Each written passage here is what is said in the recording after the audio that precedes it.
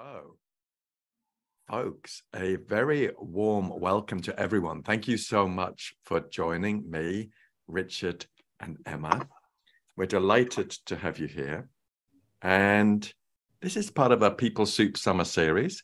And People Soup is a podcast where we share evidence-based behavioral science in a way that's practical, accessible, and fun to help you glow to work a bit more often. We're lucky enough to have our producer, Emma, here with us today. So, Emma, would you like to say hi? Yes, hi everyone. So if you have any technical issues, just drop me a message. Also, if you think of any questions for our Q&A at the end, you can pop them in the chat, or if you prefer, you can message me directly. Brilliant, brilliant. Thank you, Emma. And while me and Richard are chatting for the next, say, 45 minutes or so, please could we ask you all to keep your mics on mute? If you'd like to keep your cameras on, as you're doing, it's so nice to see some friendly faces. So please do keep them on if you're comfortable with that. If we do encounter any noise issues, any noise quality issues, we might just for a moment pop a guest back into the waiting room just while we resolve that, but I'm sure it won't come to that. Live subtitles are available. You just need to click on the show captions button. But I think that's enough of our intros. And by the way, it's great to see some familiar faces and names in the group. So thank you so much for joining us, everybody. So I'd like to invite everyone in joining me in welcoming Dr. Richard MacKinnon to People Soup. Richard, a very warm welcome to you. Thank you very much. It's great to be here. And it's lovely to see you. I'm stoked, I think is the word I'd use, to have you on the show. It feels like it's been a long time in coming, or at least a long time on my list. So I'm delighted to have got my act together to have you here with us. And we're going to be talking about a really important topic for us all to reflect on, which is loneliness at work. But before we dive into the topic, Richard, I'd love to find out a bit more about you. So as you know, People Soup has a research department, and I got some notes here. So it says here, let me just scoot over to my notes. Richard has over 20 years of experience as a practitioner psychologist. He has worked on both sides of the fence as an internal professional and an external consultant. He's originally from Dublin, as is our producer, Emma, by the way. He began his career as a consultant at the Royal Mail Group, spent time working with Psychometric Centre, then at City University, big up City University, followed by several years at Connexa, where he helped organizations interpret and act on employee opinion survey data. He then spent over 6 years with TalentQ, where he was head of learning and development solutions, where he grew their training and development offer from 2 online courses to a full suite of development programs and a coaching team. So this is a guy who has impact wherever he goes. He's since supported a whole host of organizations to identify and develop their key talent, including organizations as varied as financial services, local government, creative studios, professional services, national government, marketing and PR, technology startups, and healthcare. I think that's every sector covered, Richard. Your reach is wide. Mm. And all of these projects were underpinned by a single principle, the application of psychological science at work. And now he's the founder and managing director of Work Life Psych, a team of accredited and experienced psychologists who provide coaching, training, and development programs in organizations worldwide.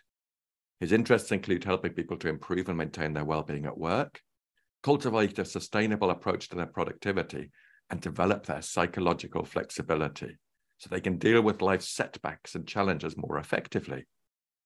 He's passionate about music and travel and is never happier than when people watching in Barcelona or enjoying ramen in Tokyo.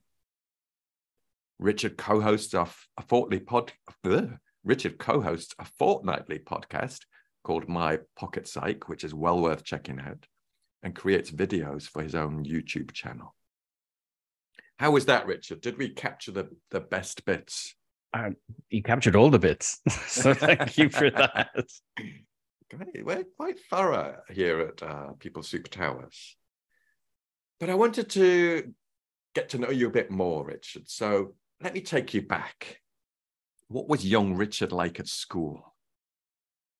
Young Richard went to a very rugby-oriented school, but not a fan of the rugby, didn't play. So I found my niche in music. And so my passion growing up was getting involved in music activities at school. So I played piano, I did the musicals, I was in the orchestra, all that stuff. So if people were picking me out of a lineup now, past pupils, that's what they probably remember me for. I didn't know we had this common thread. Richard, it's great what you find out on a podcast, folks. It is. What was your instrument? You mentioned piano. Piano, Was there anything else? No, that was it. So when I was at secondary school, I would use my summers and my weekends to play piano in restaurants and bars for money, but also for fun. And that was my side hustle before we knew what a side hustle was. So I really, really loved that aspect. I mean, I loved school, but everything's nicer in the rear view mirror, I suppose. But I really enjoyed my time, and that it was at secondary school that I sort of first got that spark, that interest in psychology and sort of formative thoughts about maybe doing that for a job. But it was very cloudy, very ill-formed, but it really started when I was about 16. So that's when you first thought, oh, there's this thing called psychology. Yeah, I had a civics teacher who I was very impressed by. And I remember asking him one day, you talk a lot about society, you talk about people and what people need. And, what's that called? What's the word that describes all of that? And he said, well, I think you'd be very interested in psychology. So I started at that point thinking, how do I do this? How do I learn about this? And then made it my priority when I was doing my final school exams to get into university to study it, not really having more of a plan than that. That was giving me a 4-year breather in university. I don't have to make any decisions for the next 4 years. I just need to graduate. And then obviously, like a lot of psychology students, learned a lot more about the reality when actually studying it. But I wasn't deterred. I really, really enjoyed it. So where did you do that, your first degree? I did my first degree in Trinity College Dublin, which was my first choice, but I didn't get the points to get in to points-based system in Ireland. I didn't get the points and was very disappointed, and went to UCD in Dublin for a week to do a sort of liberal arts degree. And then a week into that, where I'd made my peace with it, I got a letter from the Department of Education saying they'd made a mistake. There was a marking error, and I, in fact, did get the points I needed. So I had a place at Trinity. So that was a really interesting experience of trying to build resilience to, a setback, but more so the cognitive dissonance of, no, this is fine. I always wanted to be here. And then suddenly, bye guys, I'm off. I'm going to Trinity, where I always wanted to go to. Blimey, what an emotional roller coaster. It was a roller coaster. It really, really was. But I had a really fun 4 years. It was an excellent department.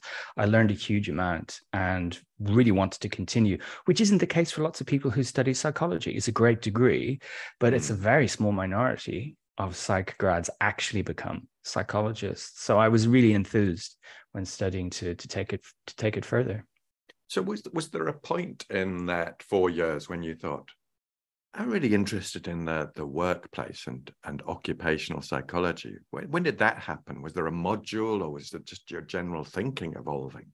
It was module based. I mean, I really liked the degree structure at that time. That there was a lovely mix of very practically focused learning and real world application alongside the theory and the research and the statistics and so on. And we had some great modules about the application of psychology in society and in the workplace. And it really got me thinking that this is something, I mean, I still say it now, work touches everyone. Whether you're looking for a job, you have a job, you live with someone who works, it's such a connecting part of society. And also, to be really blunt, the roots into clinical psychology then were, I think, even tougher than they are now, in terms of what you needed to be able to sacrifice for several years before you could get on a training program. And I thought I could do this sooner than that. I could dive in and start doing something much sooner. And it started then. So in my last year, I started to explore, okay, how can I do my postgrad training in this? And that's what brought me to the UK. Wow. So you did your postgrad at Goldsmiths, if I remember. Yeah, absolutely. Unlike a lot of people, I came over for 1 year, and here I am 23 years later, still in London. That wasn't the plan, but I accidentally put down roots, got a job, all the rest of it. So I've made my career here. And what was it that attracted you about Goldsmiths to do OxPsych? It's again probably an insight into the way my mind works. I went for interviews. No, I applied, for several master's programs. And Goldsmiths was going to be the one that was the most challenging to get to, on an everyday basis. But they were the only ones who demanded I come in for an interview. Everyone else just offered places. And I thought, well, there must be something to this. I had a pretty tough interview, and that made me really want to go there, because I thought this is a good course if they're actually being very selective. And it was a very probing interview, and I came out thinking I really, really want to be here. And I eventually got in. Wow. It's interesting that, isn't it? That if you, the difference between just getting an offer and then having an interview, you could be daunted by the interview, but it can help validate the course and find out more. And for me, I think an OxPsych department is missing a trick if they don't interview people, because surely they could be applying some of the OxPsych principles or methodologies in that process to give people a taste of what to expect and perhaps the professionalism of the course. But cobbler's children and all that, psychology departments often don't apply what they know in helpful ways. But I had a great experience there, and went straight into the world of work when I finished the course. And I know now, looking back, that was really unusual, and I was extremely lucky. But that was great. So I was able to start my career as a psychologist. So I outlined a little bit about your varied career, ending up where we are now at Work-Life Psych. But I wonder if you could reflect for us on some of the pivotal moments in your career, maybe a couple of those where you were at a turning point.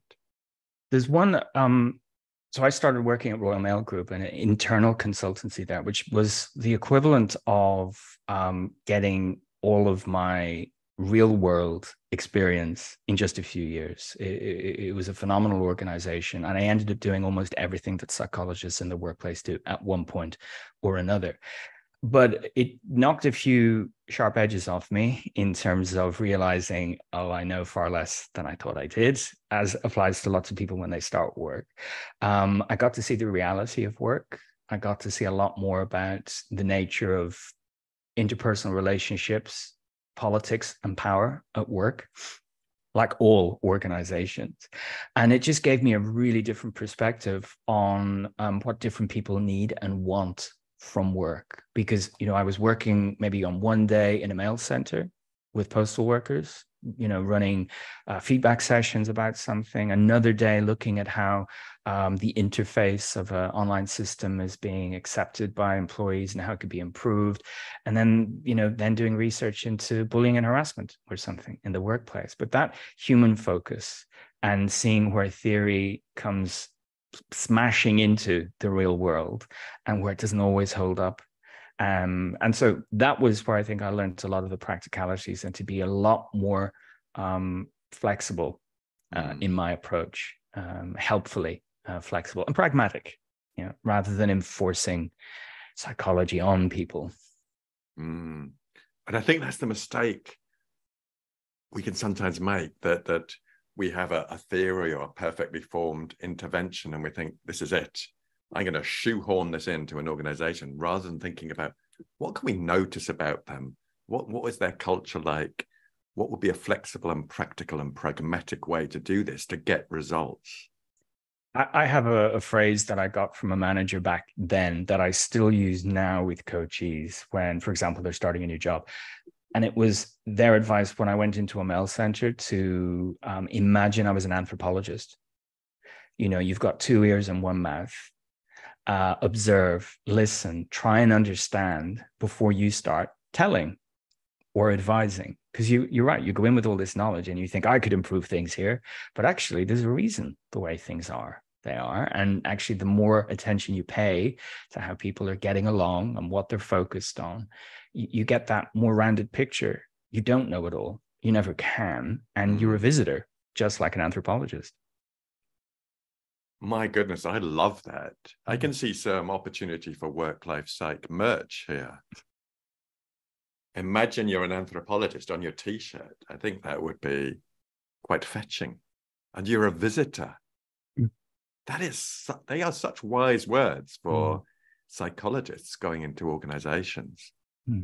Absolutely. A lot of that, that was a really formative time for me. And I took so much from that experience into subsequent roles, whether I was working in-house or working as a consultant. And I think, that perspective of you're here to learn as much as you are to impart information, knowledge, expertise, however you want to put it. I think that's really, really important. And I think it's lacking from a lot of the support that organizations get from external providers. Yeah, absolutely. So often it's just off the shelf, shoehorn it in, job done, bye. Or even you need one of these because other people have them. Other organizations are doing this. So you must have this, you must have this, you must have this, and an absence of need. Yeah. That drives me crackers with organizations when they're looking at the competitors and see they've got this beautifully marketed, nonsensical intervention or tool that is so slick and smooth, but perhaps not evidence-based. More than perhaps, I might suggest, but yes. Maybe that's a discussion for another episode.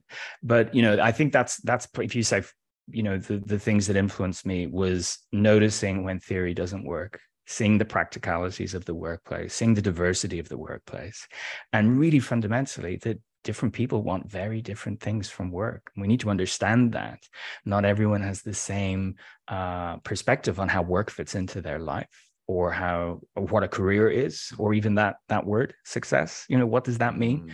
It's very, very varied. And we really need to acknowledge that we bring one perspective because we're humans too, but to be really open to there are many other ways of looking at the same context.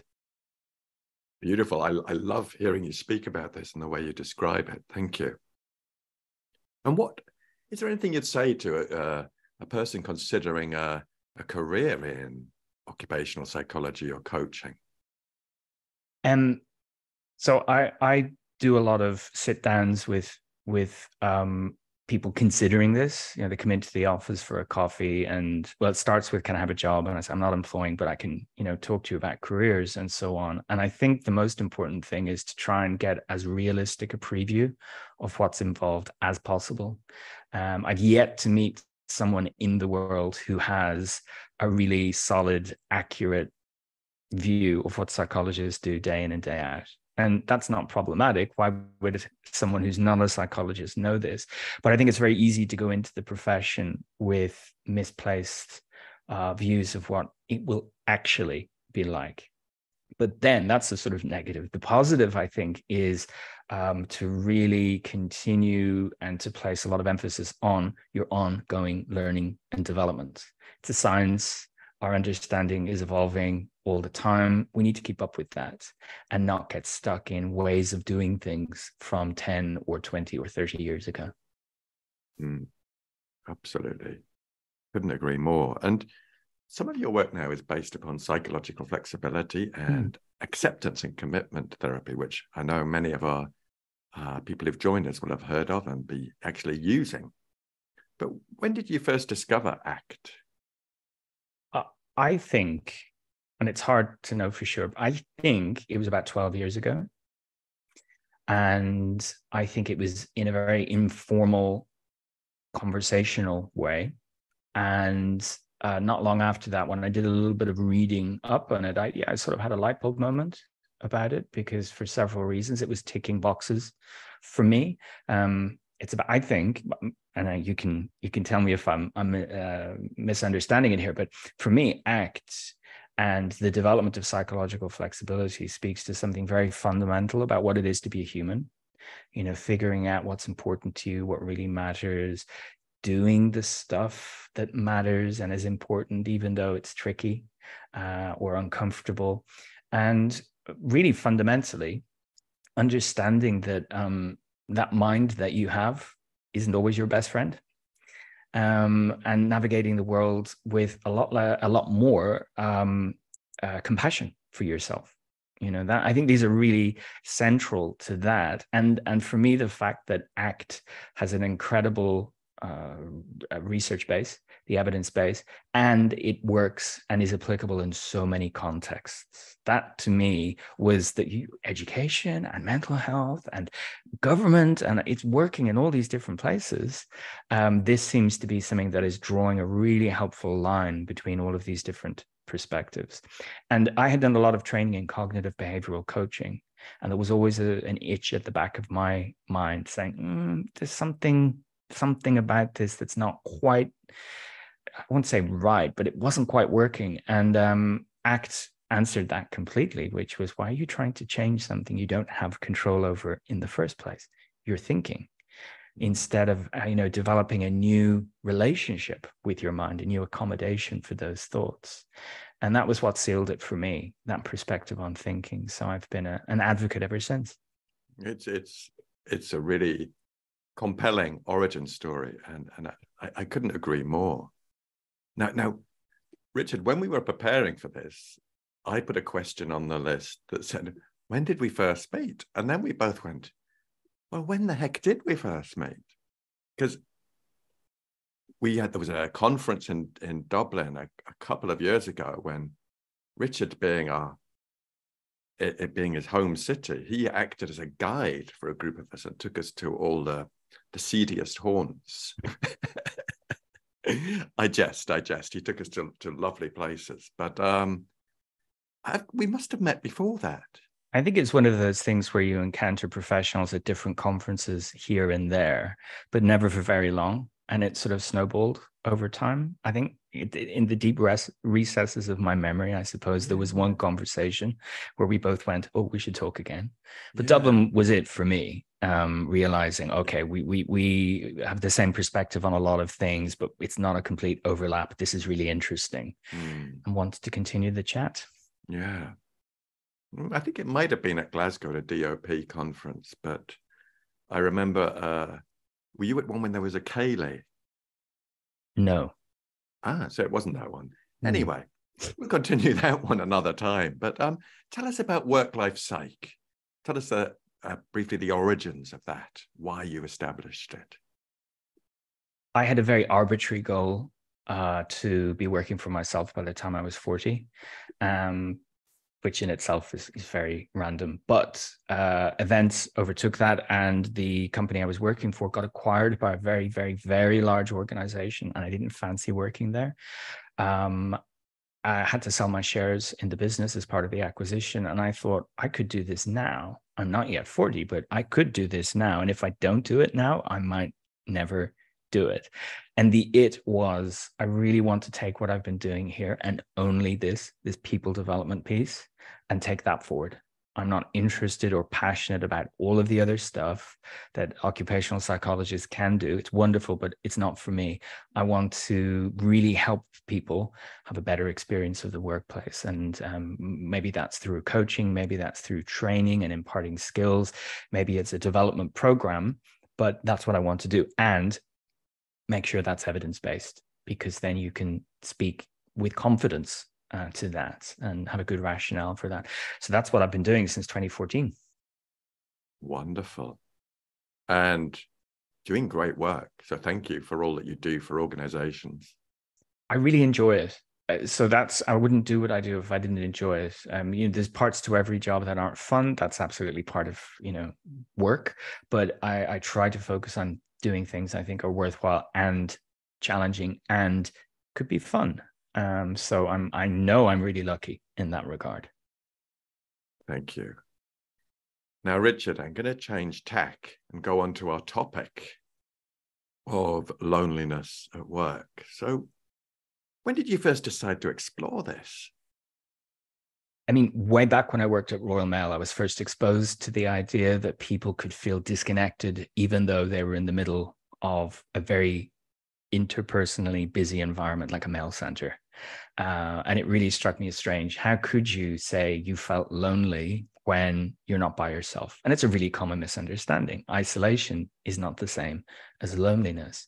And this disconnect was something that was sort of going around in my mind for quite some while. And then I saw it in other organizations, and people would talk about it in coaching. And so a couple of years back, I had a guest on my podcast, Dr. Antonia Dietman, and she did her PhD on the role of social chats in the workplace and all of the positive impacts that a chat can have to someone's experience of work and also team functioning and all of that stuff.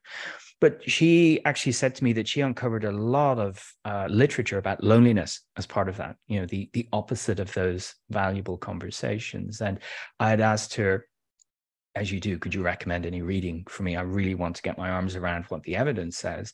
And she recommended an academic in New Zealand, Dr. Sarah Wright, and I got in touch with her.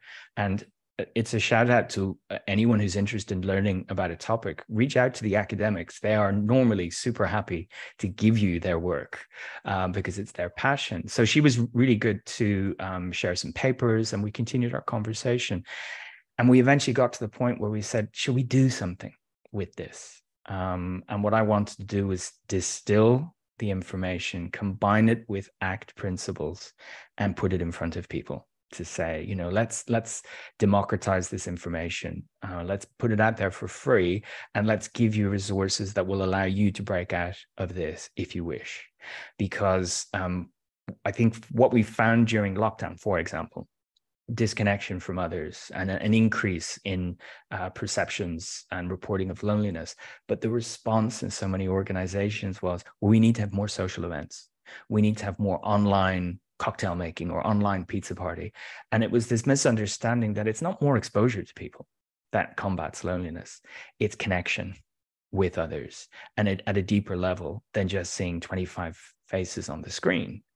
And so to me, ACT is a really good fit for that, because ACT speaks to figuring out what's really important to you in life, connection. It speaks to doing things that are uncomfortable but really necessary, reaching out to other people, and sidestepping, not wrestling with the thoughts that your mind gives you that maybe reiterate the story about your loneliness. You know, I'm an unlikable person. I don't have social skills. I'm not valued. Those kinds of thoughts are really uncomfortable, and they could easily prevent you from reaching out. So for me, ACT was a really good way of getting that across to people. But also, as you'll know, it's very accessible. You know, using images and metaphors lands well with people. And so we created a guide, put it out there online. Sarah distributed it to several of the organizations she works with. We had a podcast episode about it, and I've been beating the drum about it since, to just remind people this is super important. It should be on the agenda, the well-being agenda in organizations, because of the impact that ongoing loneliness can have. And for me, loneliness sits at that center point of the areas I'm interested in: productivity, well-being, and interpersonal effectiveness. Loneliness hampers all three of those. And it's not just an unpleasant experience. That's one that we can demonstrate with the research really has a negative impact on us. Gosh, thank you for beginning to unpack it for us. And folks who are with us, if you have questions popping up, like the ones that are firing across my mind at the minute, please pop them in the chat or just jot them down, and we'll get through some towards the end of this session. I completely agree about an organizational response to recognizing loneliness can be, yeah, let's have a lunch and learn. Let's just have a social connection on Zoom where and they turned into things that people actually actively avoided. Absolutely, because not everyone enjoys those things. Two, this is your own time. Why are you, why should you take part in a workplace event when it's your time?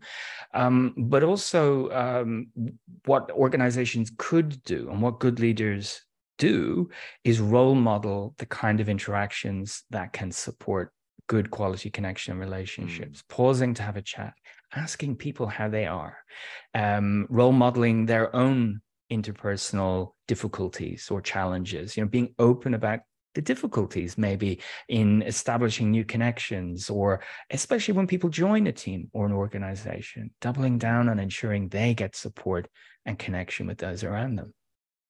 Yeah, that role modeling piece is so important, and expressions of vulnerability and the challenges that we face can really open up people's eyes in terms of normalizing the experience. But if I may, can we just go back a bit and just delve in a bit more to find out about loneliness at work, what you found during your investigations and your work? I mean, I have to thank Sarah for this huge contribution she made. She's been doing the research in this and pulled together a really nice summary of it, because we wanted to demystify it for the average person, and also illustrate that while there is a stigma attached to it, a very strong social stigma, it's incredibly common. It's incredibly common. And we did see it increase during the pandemic period. We did see that it impacts some people more than others. Surprisingly or not, younger people were reporting higher amounts of loneliness, people who lived by themselves, people who were out of work, and those people who had a pre-existing mental health condition. So it was impacting everyone, but to different degrees. And the research has been pretty consistent over the decades, illustrating that it impacts lots of different things. For example, from a well-being perspective, it activates the stress response within us that can have, over time, a negative impact on our immune system. And researchers have demonstrated that chronic loneliness is associated with a whole range of negative health outcomes. And the impact on your immune system is not the first thing you think of when you think of loneliness. You think of passing emotions. You think of isolation, maybe, being a big misunderstanding there. But it also impacts our work performance. And actually, I'm going to refer to a couple of stats we gathered in advance of this from the campaign to end loneliness here in the UK. 48% of young people who experience loneliness say that it makes them less likely to want to progress in work, because they associate progression with even more loneliness. The cost of this loneliness is being estimated at around £9,900 per person per year, because of the impact on productivity, health, and ongoing well-being. And the higher level estimate is that it costs the UK employers £2.5 billion a year. So even if you haven't got the view that, loneliness in itself is a bad thing, you can put a pound sign or a dollar sign or a euro sign in front of this and say, it is having a terrible impact on individuals, organizations, and society. So we really do need to do something about it. Wow.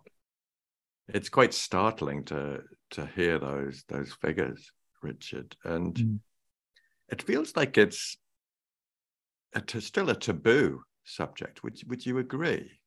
Absolutely. It speaks to our humanity in the sense that if you do feel lonely, your self-evaluation could turn to, what have I done to deserve this exclusion from the group? And if I'm not in the group, there must be something wrong with me. But when someone tells you they're lonely, you might automatically assume, what's wrong with them that they're not in the group, right? At some level, we're evaluating each other. And if someone expresses that they're lonely, it might cause self-doubt, that you say, well, have I contributed to this? Is there something I'm doing? And it can be very, very uncomfortable. So, but this is why it's really useful to look at it through the lens of ACT, because that means doing uncomfortable things because they're worthwhile, and acknowledging that the stories we tell ourselves about ourselves or about our situation aren't always rooted in reality or even any evidence, for example. And so we might miss out on the opportunities around us to connect with others. We might miss out on the feedback we're getting from others because we're paying too much attention to this voice inside that says, you are a lonely person, rather than you're experiencing loneliness right now, and it doesn't always have to be that way. Really, really thought-provoking, and just hearing those words about stories is so powerful. But so tell us about your Connect and Thrive campaign. I love the title, by the way, but tell us more about that. Well, actually, that's an interesting point, because what we wanted to avoid, Sarah and I only met once, because Sarah's based in New Zealand. So we did 99% of this asynchronously, which is a really nice experience. But we met once when she was on a visit to Europe, and she met me in London, and we had a coffee and talked through this. And one of the things we both wanted to avoid was going out with loneliness as the word, right? So actually we said, well, what are we trying to do? We're trying to help people make connections that work for them and get the benefits from that. So that's where Connect and Thrive came from.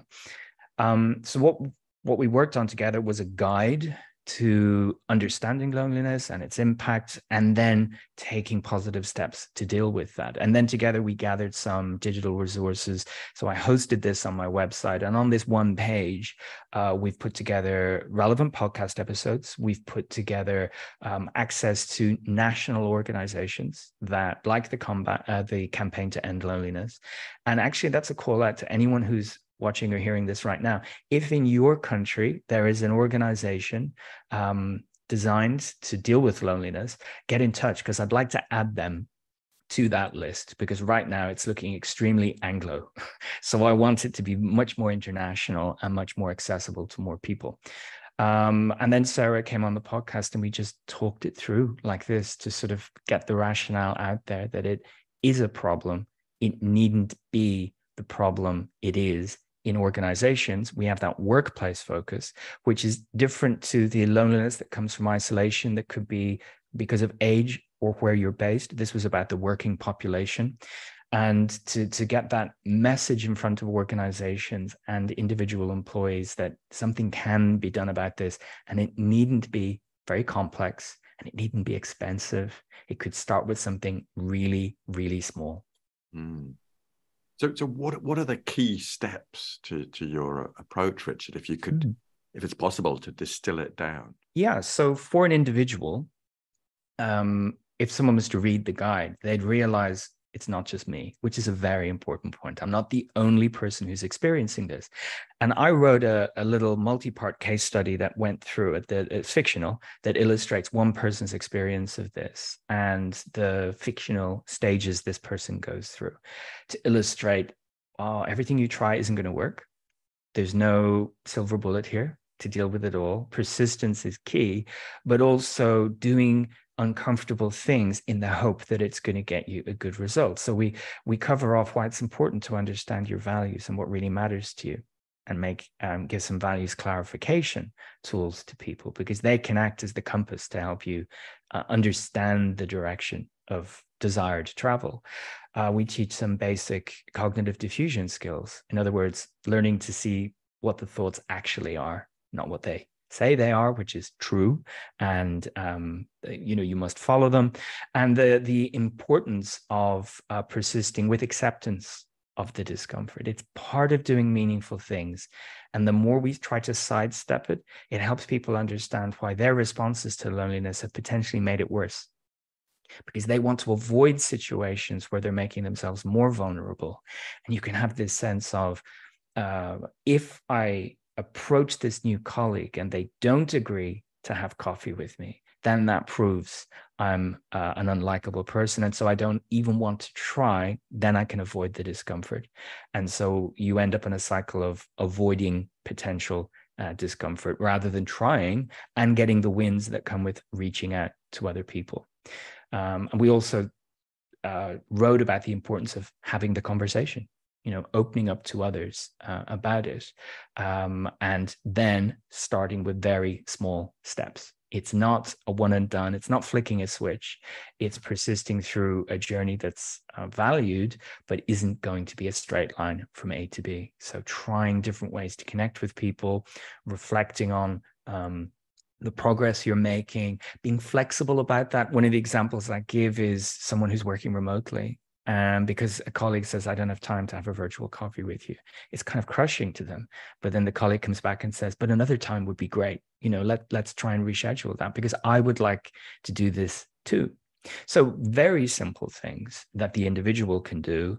And we're hinting at what organizations can do as well, which is to facilitate or at least not block people's opportunities to talk with each other. It's not a waste of time and resources. It contributes to people's well-being and effectiveness in the workplace. And I'd encourage everyone who's with us or listening to this to check out the resources from Richard and Sarah. It's incredibly generous. And where can they find these?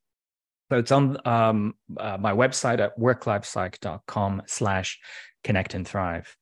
And something that I suggested to Sarah from the get-go was, can we not make this one of those, we've got this really nice resource, but you have to jump through several hoops to get it? Because we've all been there. You know, you need to sign up and now we're going to plague you forever with emails you don't want. So there's none of that. You just go to the website and it's all downloadable.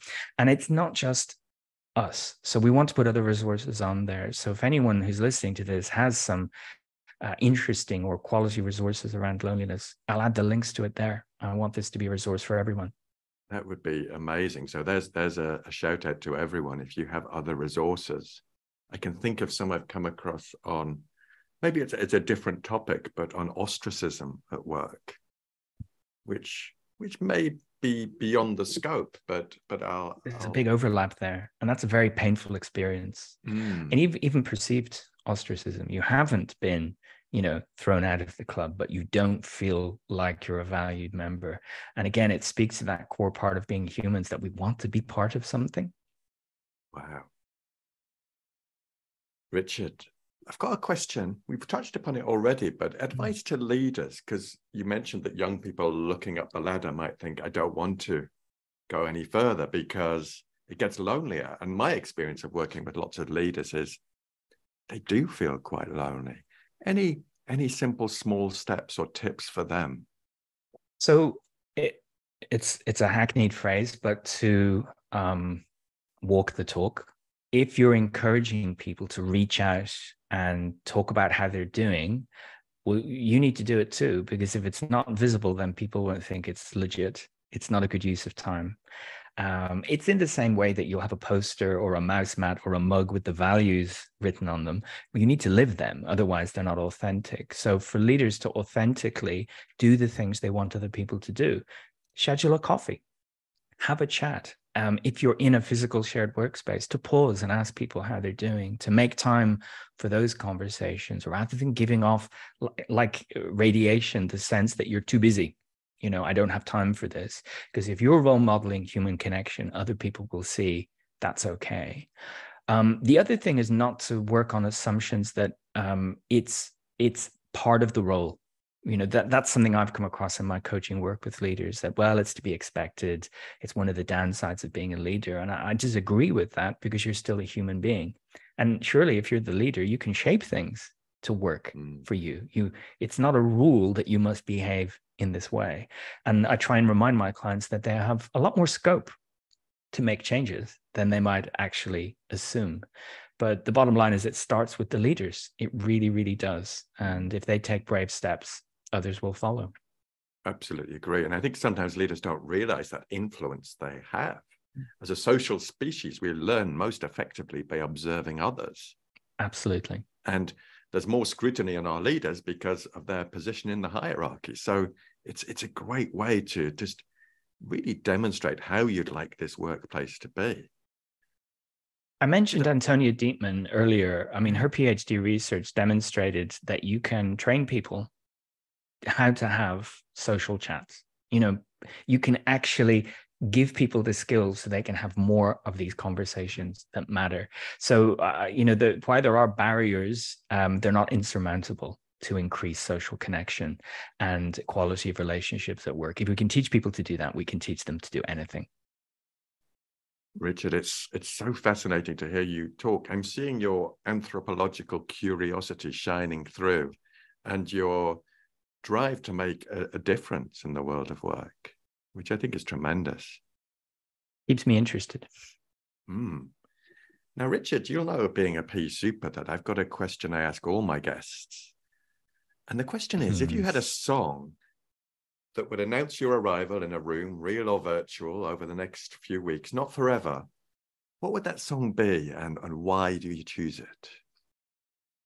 I did know you were going to ask this, so I gave it some thought. And just like the shoes you wear or the car you drive, it probably says a lot about you. So I'm actually, given the couple of weeks we've just come through, I'm going to choose Rags to Riches by Tony Bennett, because he sadly just passed away. And that was one of my favorite songs that he performed. I got to see him live in the Royal Albert Hall years ago and was blown away. So yeah, that's what came to my mind when you asked that question.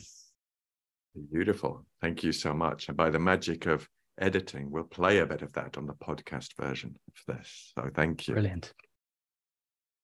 Now I'm conscious of time, so I'm going to go over to producer Emma to see if there are any questions in the chat. Yes, so we've got a few questions here. First one coming in from Rose. Hi, Rose. So Rose wants to know if men are more likely to be lonely at work than women. So the only research that I'm familiar with about prevalence of loneliness actually points to women reporting higher levels of loneliness. But I think we need to remember something about this whole topic, which is the taboo associated with it. We're asking people to report their own experiences. And if something is viewed as socially undesirable, how open will people be about their loneliness? I think one thing that is quite telling is actually the age difference. And we've seen that consistently, that younger people over the last 3 to 4 years, there's been a real increase in their reporting of loneliness. And if you can imagine those students at university who've had to spend years away from their cohort and do everything alone, that's a really tough experience. What I want to see over the next 5 to 10 years is, are we seeing a change in that as we've returned to some semblance of normality? And in the general population, we haven't seen a return to the pre-COVID reporting levels of loneliness. They're still elevated.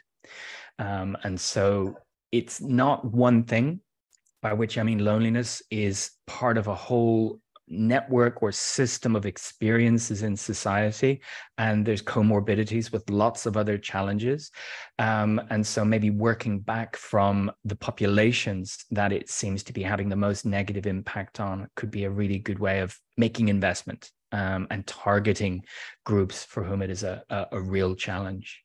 So gender, I'm not so clear on, but the age thing really jumps out from the data. Brilliant. And another question here from Suzanne. So Suzanne would be interested to hear about the shape of interventions you would recommend for teams if they're experiencing challenges. And she gave some examples of interpersonal difficulties, high staff vacancies, and top-down objectives. So this is a question that comes in various guises in different conversations I have. I would answer it in 2 ways. The first is it an intervention for a team, or is this a result of the system that team is in?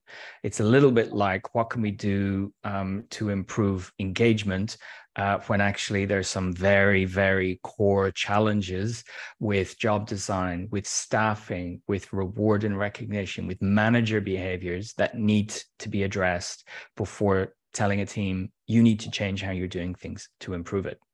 That said, where there's willingness and openness and a team wants to try something different, I've found it's really useful to bring these ACT principles to the team environment so that people can understand their shared humanity, the role of values, and how they're able to take interpersonal risks and reach out to each other and be open with each other in a psychologically safer environment. I would put it to managers that you get a lot of bang for your buck by developing psychological flexibility. We know this from the research literature, that it improves people working towards goals, their persistence towards goals, improves productivity, improves well-being. It's very hard to deal with interpersonal difficulties, for example, when you're stressed and anxious and concerned about your job security. So improving people's psychological flexibility enables them to deal with a lot of these challenges. It's not a silver bullet though, and I will reiterate my point around systemic challenges. It's a little bit like saying it's well-being week, so you all get a yoga class, but for the rest of the year, we're going to treat you like dirt. And that's the oversimplified message that a lot of organizations deliver. It's a one and done, and that's not how people are. Brilliant. And another great question here from Olivia. Firstly, she says, thank you for a really valuable conversation, Richard and Ross. So she says, people often say it's lonely at the top.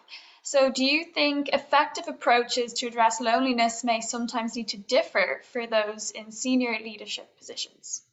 Yeah, I mean, I think the work that I've done with people at senior level is predominantly one-to-one coaching, where people are overcoming the barriers to them, one, cultivating a psychologically safe environment for others, but also being vulnerable and behaving in a way that is more in line with the person they want to be. And that allows them the safety of being open with someone who's a disinterested third party.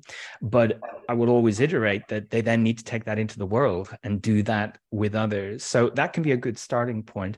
But I've also done work with top teams to allow them to start communicating with each other and developing their psychological flexibility. And that really has an impact on the capacity for that team to do more of the stuff that actually matters, what they're there to do, and a lot less of the bickering, the disagreements, the power plays that people sometimes do.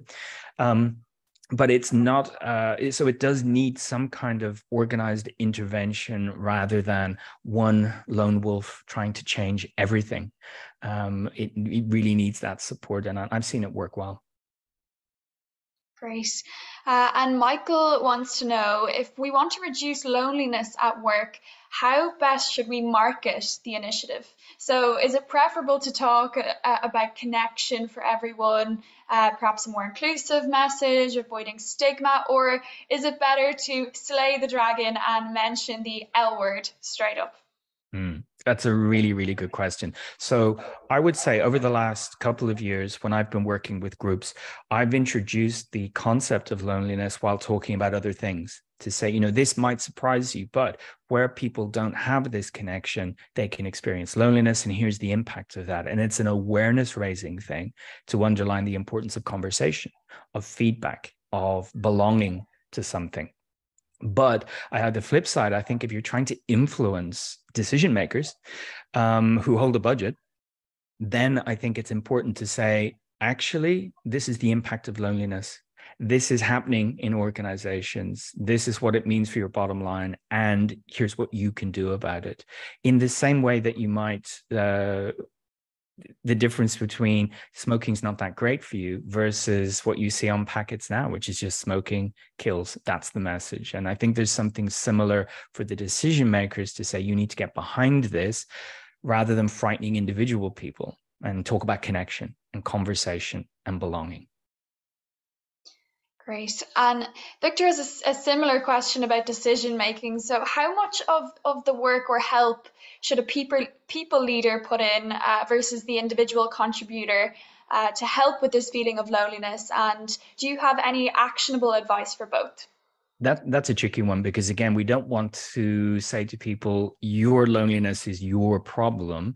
But at the same time, it's easy for people to wait for something to be done for them without them asking. You know, so almost people should know I'm feeling this way and no one's doing anything for me. And that says to me, again, I'm not valued. So there is something actionable for the individual, which is to take that first step and initiate a conversation, to put their hand up, to reach out to someone. And that's what can start the ball rolling. But for the team leaders, it's very important that they take steps to cultivate psychological safety in their team, so people feel safe to have these conversations, to open up about their thoughts and feelings about a topic that is still taboo. So the definition of psychological safety is that you feel it's safe to take interpersonal risks, and saying I feel lonely is one of the biggest interpersonal risks we can take. You're putting yourself out there.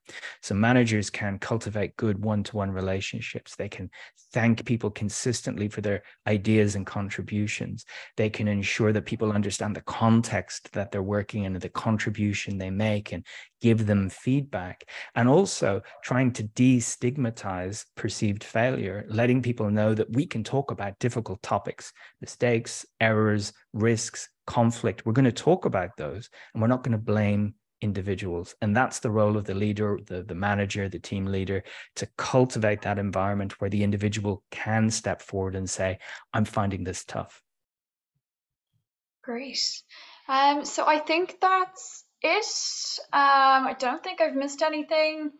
If anyone else has any other questions, maybe pop them in the chat now. Yeah, and thank you, Emma, for hosting the questions. We might have time for one more, but in the meantime, Richard, thank you so much for your generosity and your clarity in the way you present this to us. It's really clear how much thought and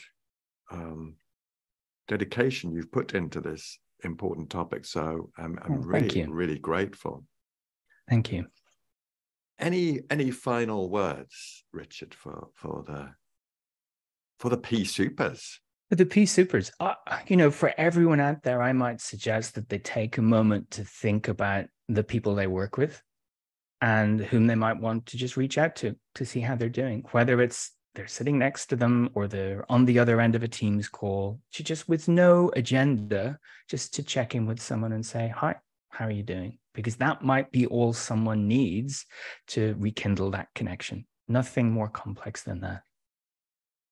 I think that's something we could all commit to do today. So thank you so much, Richard. Thank you for joining us on this experiment of a live podcast recording. Super grateful for you being courageous and joining us and being such a generous and insightful guest. Emma, thank you for all your support. And thanks to everyone for joining us. We really appreciate you taking the time to come and hear about what is such an important topic. And I feel much more informed and ready to take action now. Thank you, everybody. And please keep listening to the podcast. Thank you. Bye, folks. Thanks, Ross. Bye-bye.